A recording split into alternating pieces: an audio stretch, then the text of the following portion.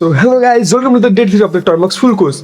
तो अभी तक हमने टर्मक्स के बेसिक कमांड देख चुके हैं, उसके कुछ फाइल स्ट्रक्चर के बारे में सीखे हुए हैं और आज के वीडियो में हम पूरे सिस्टम को समझेंगे और उसको पूरे कंट्रोल भी करेंगे और वीडियो के एंड तक तो पूरे शहर को ही समझ लेंगे। और आज के वीडियो में आपको कुछ ऐसे बताने वाला हूँ कि जो यूट्यूब पर बहुत ही कम लोग बताते हैं। और बिलीव मी, आज के वीडियो देखने के बाद आप टर्मक्स के पूरे 90% फाइल स्ट्रक्चर के बारे में समझ लेंगे और उसको कंट्रोल करना भी जान लेंगे। और वीडियो के एंड में आपके लिए कुछ सरप्राइज भी है, तो आज के वीडियो विदाउट स्किप पूरा देखेगा। तो बिना किसी तरह के चले शुरू करते हैं, लेकिन इंट्रो के बाद।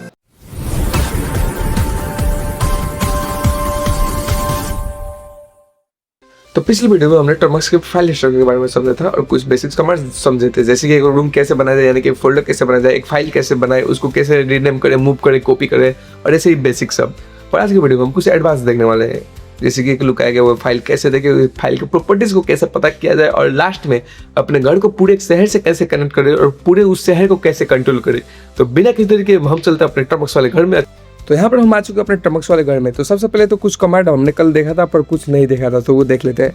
तो कल हमने एक फाइल को भी कॉपी किया था और मूव किया था, पर आज एक फोल्डर को कैसे कॉपी करें और मूव करते हैं वो भी मैं दिखा देता हूँ। तो यहाँ पर सबसे पहले तो एलएस करके देखेंगे हमारे पास क्या क्या है। तो यहाँ पर आप देखते हैं हमारे पास यहाँ day2 नाम का एक फोल्डर है और day3.txt नाम का एक फाइल है।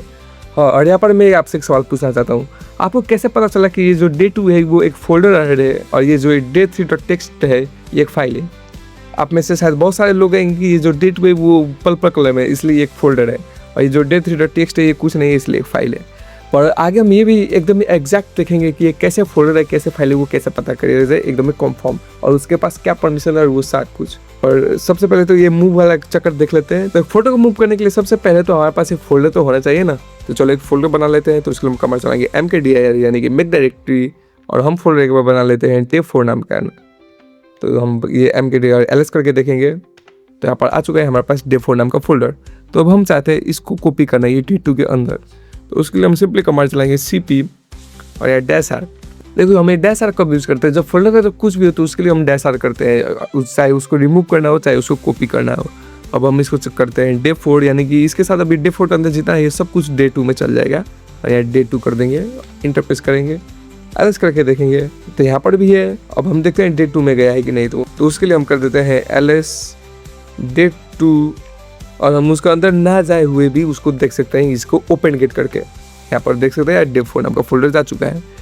तो कल मैंने फोल्डर डिलीट करना बताया था पर एक ट्रिक नहीं बताया था। फोल्डर डिलीट करने के लिए हम ये भी कमांड चला सकते हैं rmdir। कल हमने किया था rm-r। वो -r कब करना है, जब फोल्डर के अंदर कुछ हो, पर फोल्डर अगर इम्पिटी है तो उसको हम ऐसे भी डिलीट कर सकते हैं। तो जैसे कि पता है कि day4 नाम का रूम हमने अभी बना था तो उसके अंदर क्या ही होगा, उसको हम इंटरप्रेस करेंगे वो डिलीट हो चुका है। मूव करने के लिए भी सेम वही तरीका है, MB उसका नाम लिखेंगे और डेस्टिनेशन और इंटरप्रेस कर देंगे। तो अब बात करते हैं आज का मेन टॉपिक के बारे में। तो हम सब ने देखा कि एलएस करके हम फाइल देख सक रहे थे, पर जैसे कि हम सभी लोगों को पता है कि घर में बहुत सारे सामान लुका कर रखा जाता है, तो वो लुकाया हुआ सामान कैसे देखे। तो उसके लिए हम कमांड चलाते हैं ls-a। तो यहाँ पर आप देख सकते हैं ये एक डॉट नाम का रूम है, ये डॉट नाम का रूम है, ये .base.history करके कुछ है, ये .tromux करके एक फोल्डर है। तो ये पहले नहीं दिख रहा था, एक बार हम फिर से करते हैं, सिर्फ नॉर्मल एलएस करेंगे और यहाँ पर आप देखते हैं कि यहाँ पर ये day2 और day3 वाला दिखा रहा है। और अगर हम ls-a करेंगे तो यहाँ पर आप देखते हैं ये लुका है हुआ भी फोल्डर और फाइल्स दिखा रहा है। हम इसके अंदर भी जा सकते हैं। तो एक बार ये फोल्डर के अंदर चलते हैं cd और ये .tromux वाला हमारे इसके अंदर और देखते हैं यहाँ पर क्या है एलएस करके। तो यहाँ पर आप देखते हैं यहाँ पर tromux.properties नाम का एक फाइल है, ये जो कि हमको पहले नहीं दिख रहा था। इसके बाद आज का मैं सबसे मेन चीज़ बताने जा रहा हूँ जो कि यूट्यूब पर बहुत ही कम लोग बताते हैं। और अगर आपने ये बात बुझ लिया तो आपके फ्यूचर में कोई भी स्क्रिप्ट चलाने में आपको कोई भी तकलीफ नहीं आएगा और आप सारे फाइल स्ट्रक्चर बुझ जाएंगे। तो सबसे पहले तो हम होम पर चलते हैं और ये सबको क्लियर कर लेते हैं। तो आज हम समझने वाले हैं कि एक फाइल का प्रॉपर्टीज को कैसे पता करें। तो यहाँ पर अगर हम करेंगे ls और -l करके देखेंगे तो यहाँ पर आप देख सकते हैं यहाँ पर ये 10 लेटर आ चुका है और यहाँ पर कुछ आ रहा है।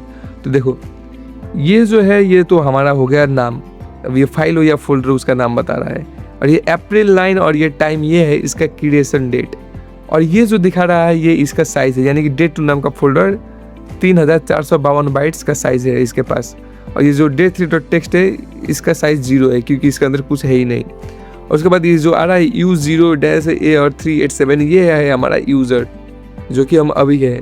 और ये जो 3 और 1 दिखा रहा है ये पता है इसके पास कितना लिंकिंग है, मतलब उसके अंदर हम कितना जा सकते हैं। जैसे कि ये डे टू के पास 3 है, यानी कि पास एक तो इसका खुद का लिंकिंग हो गया, उसके बाद इसके अंदर जो है उसके लिए 2, और इसकी डे 2 के अंदर आपको याद होगा तो हमने अभी डे 4 नाम का फोल्डर रखा था तो उसका 1, तो यहाँ पर ये 3 लिंकिंग आ रहा है, और ये डे 3 का 1, यानी कि यहाँ पर हम 1 रखे थे, ये मतलब हम इसको ऐसे एक बार कर सकते हैं। और उसके बाद जो ये आता है, अब ये है सबसे मेन चीज़ जिसको हमको बुझना है, ये जो 10 लेटर। तो ये बुझाने के लिए मैं आपको ले चलता हूँ।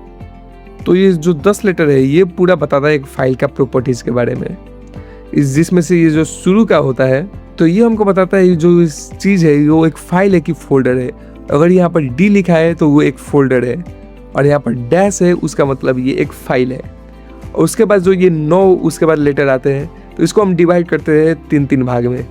तो ये जो शुरू के 3 है ये बताता है कि वो जो ओनर है उसके पास क्या क्या परमिशन है, और उसके बाद के जो 3 है वो बताता है कि ग्रुप के पास क्या परमिशन है। जैसे कि हम सभी लोगों को पता है कि लिनक्स ग्रुप भी सपोर्ट करता है ऑपरेटिंग सिस्टम। जैसे कि आप कोई कंपनी में काम करोगे तो आपके साथ दूसरे भी तो काम करेंगे, आप अकेले तो कोई भी ऐप नहीं बना सकते, तो आपके अलावा दूसरे यूजर्स के पास क्या परमिशन है तो ये वो दिखाता है। जो लास्ट के 3 है वो बताता है कि बाकी सबके पास क्या परमिशन है। जैसे कि हमने कोई फाइल भी बाहर भी तो बैठा सकते हैं इंटरनेट पर, तो उन लोगों को क्या परमिशन मिलेगा।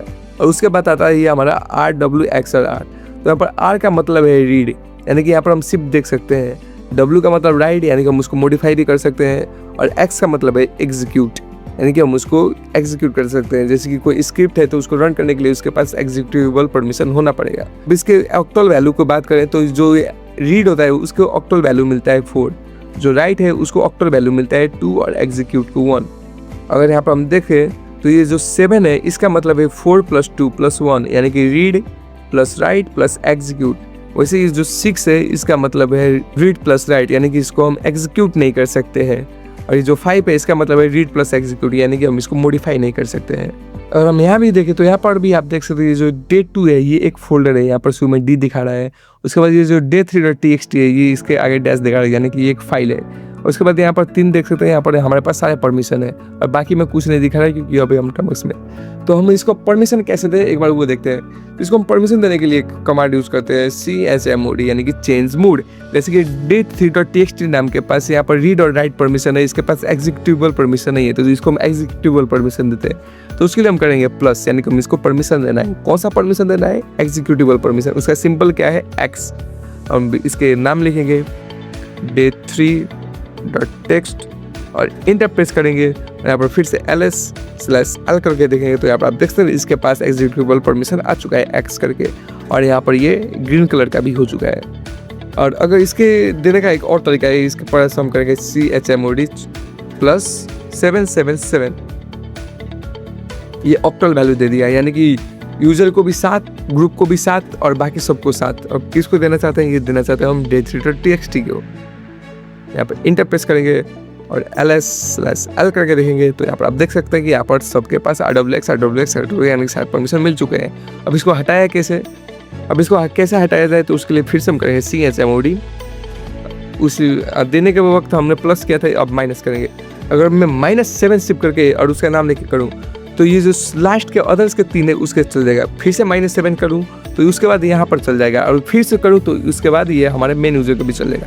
प्लस करते हैं तो एक शिफ्ट करते हैं तो यहाँ पर ये शुरू से करते आता है, और माइनस में अगर करते हैं तो वो पीछे से हमको परमिशन देता है या फिर लेता आता है। तो यहाँ पर अगर मैं यहाँ पर -77 करूँ उसके बाद ये date3.txt करूँ तो ये जो अदर्स है और ग्रुप है उसका परमिशन चल जाएगा। तो यहाँ पर हम ls/l करके देखेंगे तो यहाँ पर आप देख सकते हैं कि ये ग्रुप और जो अदर्स थे उसके पास परमिशन चल चुका है, सिर्फ ओनर के पास है। तो आई होप कि आपको ये समझ आया होगा। अगर आपको ये समझ लिया है तो ये आपके भविष्य में जाकर बहुत ही काम करने वाला है। तो अब हम बात करते हैं कि अपने जो ये टर्मक्स वाला घर है इसको एंड्रॉइड वाले शहर से कैसे जोड़े। जैसे कि हम सभी लोगों को पता है कि टर्मक्स हमारा घर है, पर एंड्रॉइड पूरा एक शहर है, तो हम उसको कैसे कनेक्ट करें। तो उसके लिए हम यहाँ पर हम कमांड चलाएंगे। आज ये सिर्फ एक बार हमको चलाना पड़ता है, -setup-storage।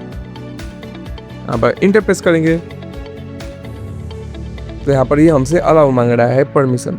हम इसको जैसे ही अलाउ करेंगे तो अभी ये जो हमारा टर्मक्स है ये हमारे एंड्रॉइड से जुड़ चुका है। तो एक बार एलएस करके देखते हैं क्या क्या जुड़ा है। तो यहाँ पर आप देखते हैं ये सी स्टोरेज नाम का डायरेक्टरी आ चुका है। अगर हम इसके अंदर जाएँ CD स्टोरेज और यहाँ पर एलएस करके देखें तो यहाँ पर आप देख सकते हैं DCIM downloads, movie, music, picture और ये सेट, ये सारे हमारे एंड्रॉइड का फाइल है। तो हमने ls-l देख लिया, ls-a देख लिया। अगर हम दोनों के साथ में तो क्या होगा, तो चलो एक बार ये CD चल के होम में चलते हैं, एक बार ये ls-l और a दोनों को साथ में करते हैं।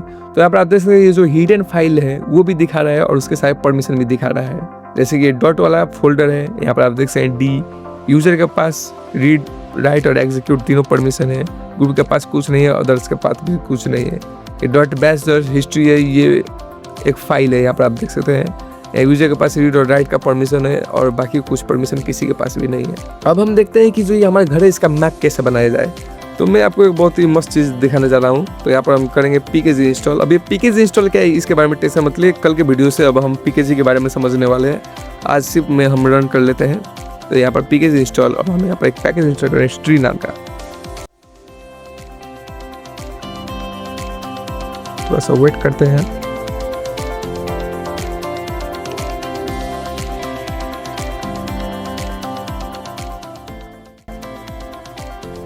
अब हम इसका कहाँ यूज़ करेंगे, तो चलो मैं वो दिखाता हूँ। तो यहाँ पर हम सिंपली ट्री करके इंटरफेस करेंगे।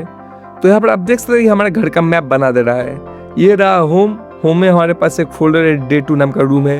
वो रूम के अंदर एक ये डे 2 नाम का टेक्स्ट नाम का फाइल है और यहाँ पर एक डे 4 है। और उसके बाद यहाँ पर एक ये दूसरा हमको फाइल दिखा रहा है ये होम के अंदर। उसके अंदर ये एक और रूम दिखा रहा है स्टोरेज, जो कि हमारा एंड्रॉइड है। उसके अंदर यहाँ पर DCIM, उसके बाद इसका रियल पाथ सब दिखा रहा है और ये सब यहाँ, और लास्ट में दिखा रहा है 10 डायरेक्टरीज और 2 फाइल्स, यानी कि 10 रूम है और 2 फाइल है हमारे पास। और मैं आपको अगर ये दिखाऊं, और हम अगर देखना चाहिए डे 2 का स्ट्रक्चर कैसा है डे 2 राम का, तो उसके लिए हम शिफ्ट करेंगे ट्री और ये डे 2 और इसका स्ट्रक्चर देखते हैं ये रूम में क्या है। तो ये रूम के अंदर ये डे 2 नाम का टेक्स्ट है और ये एक डे 4 नाम का डायरेक्टरी। यहाँ पर 2 डायरेक्टरीज और 1 फाइल दिखा रहा है, मतलब ये एक डायरेक्टरी डे 2 और ये एक डे 4 डायरेक्टरी और ये एक फाइल।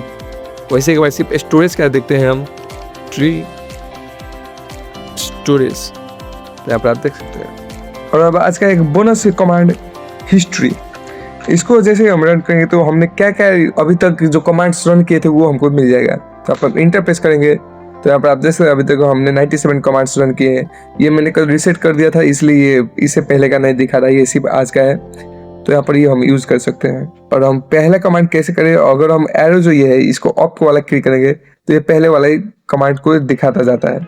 इसे हम सिंपली इसको यूज़ कर सकते हैं ईजी स्टाइल में। सो आई होप कि आपको आज की वीडियो से कुछ नया सीखने को मिला होगा। तो आप बात करते हो कि जो मैंने शुरू में कहा था, तो बहुत सारे लोग ये जो प्रैक्टिस करते हैं उसका PDF खोजते हैं। तो इसीलिए इस सीरीज का अभी तक 3 दिन का PDF आपको मिल जाएगा। इसलिए आपको सिंपली हमारे इस चैनल पेज पर जाना है और यहाँ पर ये मोर पर क्लिक करके यहाँ पर ये वेबसाइट का लिंक है, वहाँ से आप जा सकते हैं। ये लिंक आपको डिस्क्रिप्शन में भी मिल जाएगा। और वहाँ जाने के बाद थोड़ा सा स्क्रॉल करेंगे तो आपको ये टर्मक्स फुल कोर्स करके मिल जाएगा। अगर नहीं मिलता है तो यहाँ पर आप सर्च कर सकते हैं टर्मक्स फुल कोर्स, उसके बाद ये आ जाएगा और यहाँ पर क्लिक करके आप इसका PDF देख सकते हैं और यहाँ से इसको डाउनलोड भी कर सकते हैं। तो अगर आपने इस 3 दिन का वीडियो पूरा देखा होगा तो आपने टर्मक्स के फाइल स्ट्रक्चर के पूरे 90% बारे में सीख लिया है। और जो 10% बाकी है वो हम कल देखने वाले हैं। तो चैनल को सब्सक्राइब करके बेल आइकन ऑन कर देना कि वीडियो आते ही सबसे पहले आपको मिल जाएगा। और अगर आपको इस सीरीज में इंटरेस्ट आ रहा है तो प्लीज इसको अपने दोस्तों के साथ शेयर करो कि वो भी कुछ नया सीख पाए। तो मैं मिलता हूँ आपसे अगले वीडियो में, जब तक स्टे सेफ स्टे थिकल बाय।